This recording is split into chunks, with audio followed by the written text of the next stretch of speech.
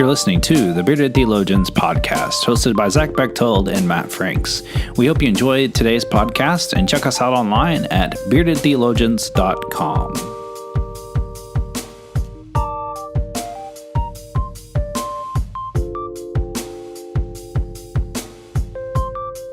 You're listening to the Bearded Theologians podcast, hosted by Matt Franks and Zach Bechtold. This week on the Bearded Theologians, we're going to continue with our discussion on the book of Ephesians. And this week, we're on Ephesians chapter 3.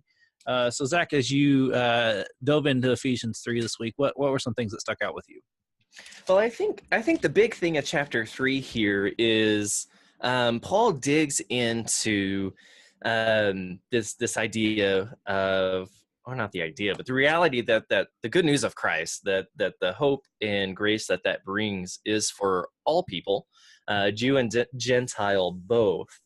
And if you remember, Ephesus is this kind of melting pot of people. There's Jews, there's Gentiles, there's I'd like to say everyone in between, but that kind of gets everyone. But you can tell that he's talking to this tension that, well, is God only for the Jews or is God only for the Gentiles?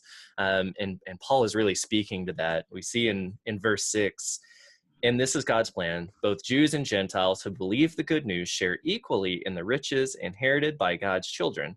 Both are part of the same body, and both enjoy the promise of blessing because they belong to Christ Jesus. By God's grace and mighty power, I have been given the privilege of serving him by spreading this good news. And I think that's just insanely relevant to us today because we're still fighting this battle. Maybe not so much, well, probably between Jew and Gentile, but maybe a whole lot between us Gentiles, right? Because that's who we are, in a sense. The Protestant denominations and Christians and folks, we argue this. No, we're special. No, we're special. No, we're the right ones. And Paul is reminding the Ephesians here, this church in Ephesus, that, oh no, it's for all people. This good news is for Jew and Gentile alike. And to divide yourselves in that way is not okay. And so, yeah, that's kind of what jumps out for me today. Yeah, as you were talking about that, I was still thinking, you kind of pointed out verse 6 there, that I like how Paul says this plan is that Gentiles would be co-heirs and parts of the same body. And I think that's where we've missed the mark in regards to denominational Christianity. Yeah. I think when we, if you go back and read the history, which I would encourage people, if they're looking for a good history book, Husto, what's his name? Husto Gutierrez. Is it Gutierrez? Oh, yeah. Or Gonzalez? Yeah, it is. One of the two. I don't have any on my shelf, but I know who you're talking about. Gonzalez. His books on Christianity, history of Christianity, are great books to read. And I think that's part of our problem. We've forgotten where we've come from. Mm-hmm. This is something that our denomination is struggling with right now in regards to Methodism, is that we have forgotten that when we became united, we united from different spectrums together, and that those different spectrums bring different things. And to try to understand those spectrums, I think would better help our conversations. I'm not going to say they're going to solve our problems, but I think they would better help our conversations, understanding where we come from. Like when, a Gentile would come in and have a discussion with a Jew, understand that they're going to have a different perspective on things, and I think once we start to understand, like when I would teach introduction to Christian theology, the first week we would talk about where we came from. Mm-hmm. What was our church background?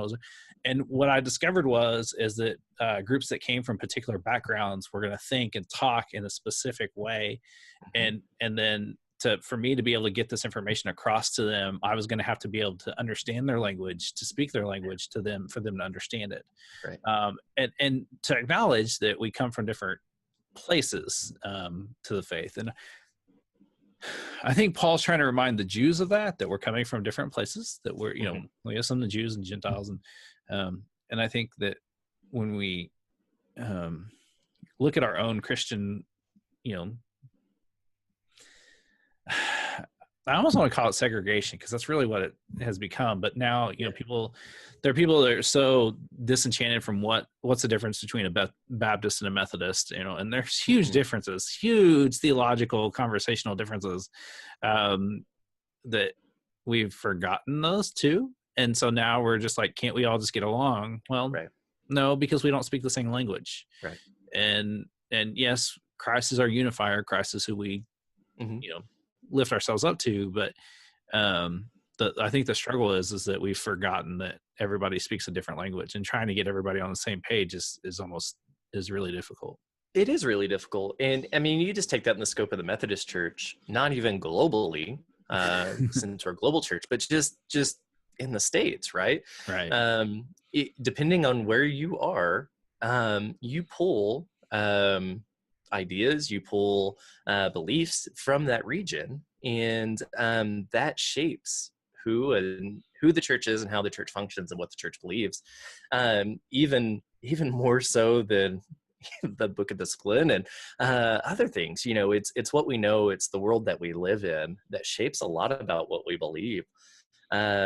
Even though Christ is the unifier, we still disagree on other things that are big pieces. A lot of it depends on where we are, what our context is. And then you open that up to the global world, and it's insane, because you have now a globe that you're trying to fit these pieces into. And they're not the big piece of Jesus, but it's all this other little stuff that it segregates us. And it makes it really, really hard to do that. But those are really hard and really good conversations to have, Right. Whether it's in the Methodist church or in. And I think that's where, like asking people where they come from, and whether they were lifelong Methodists or lifelong Baptists, what did they learn?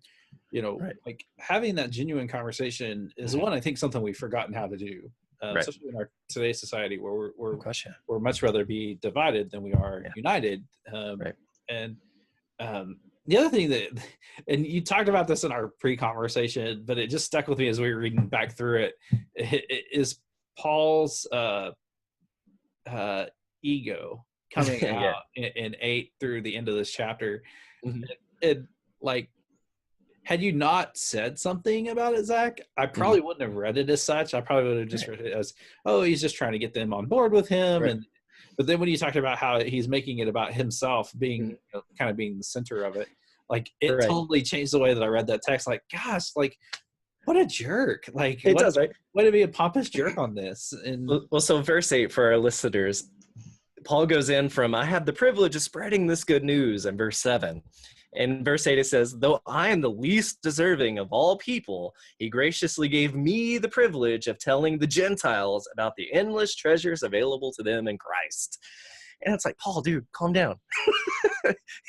This whole letter would have been as great without that.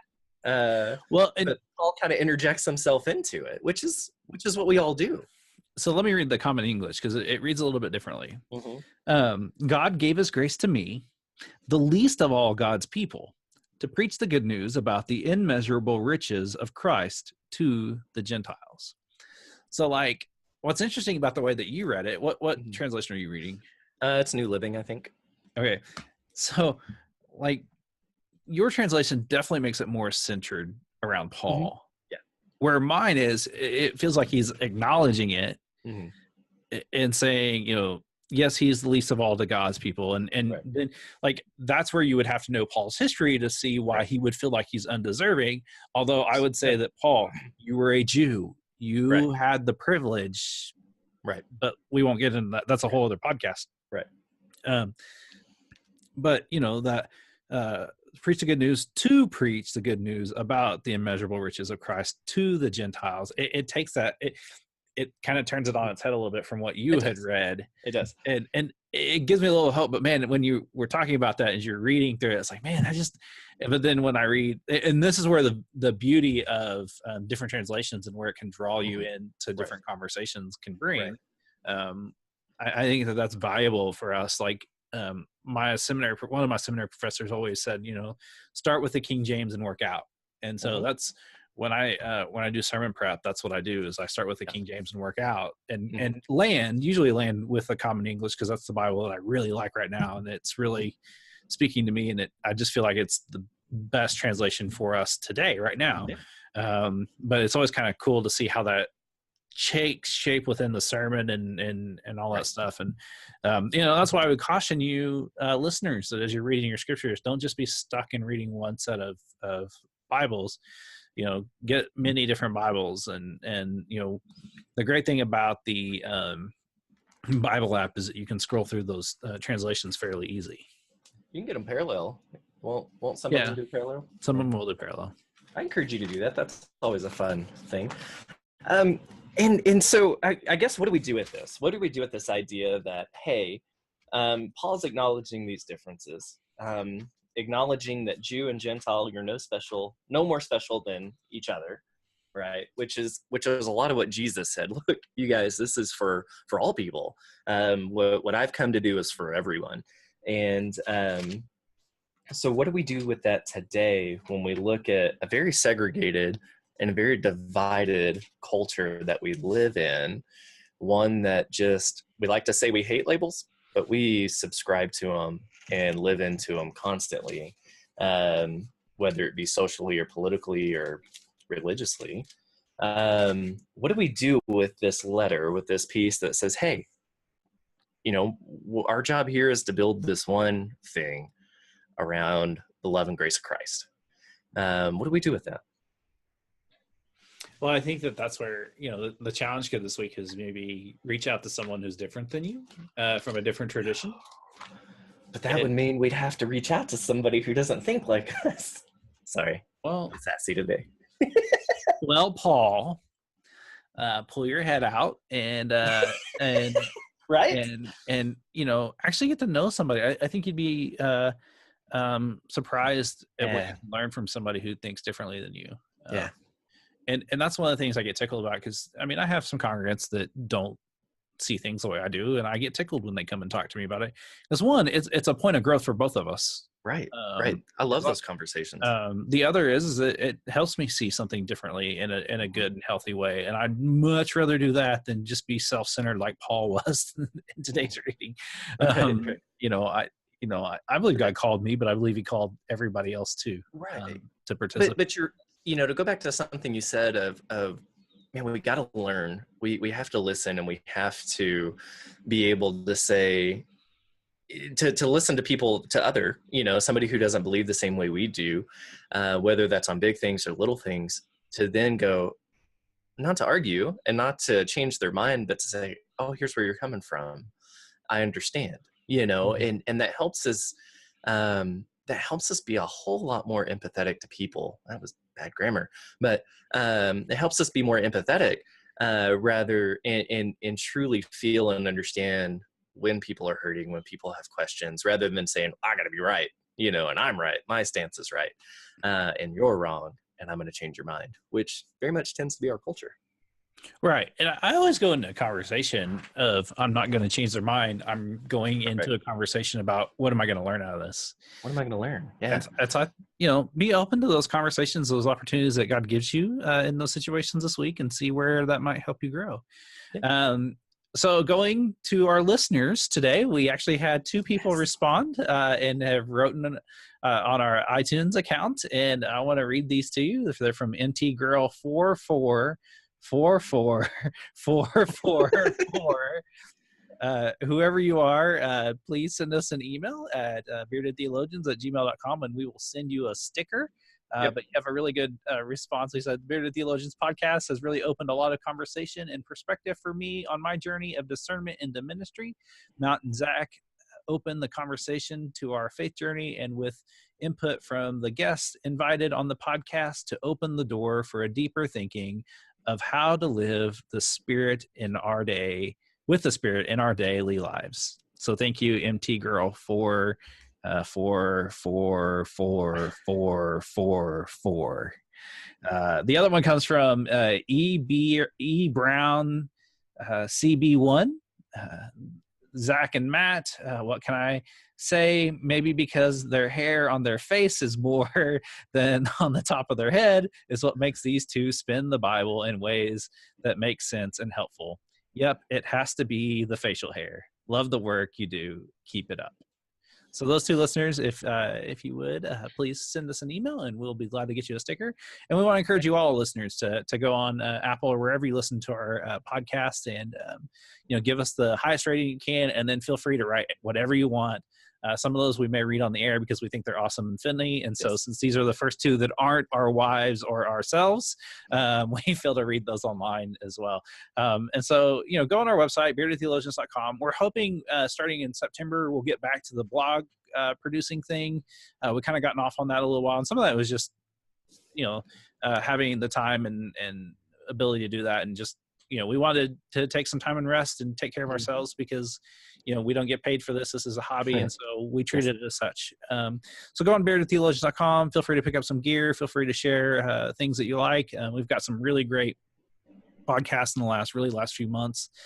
There's just so many on there to listen to. And so we'd encourage you to go back and listen and don't forget to share. And so for the Bearded Theologians, I'm Matt Franks. I'm Zach Bechtold. Thanks for checking us out.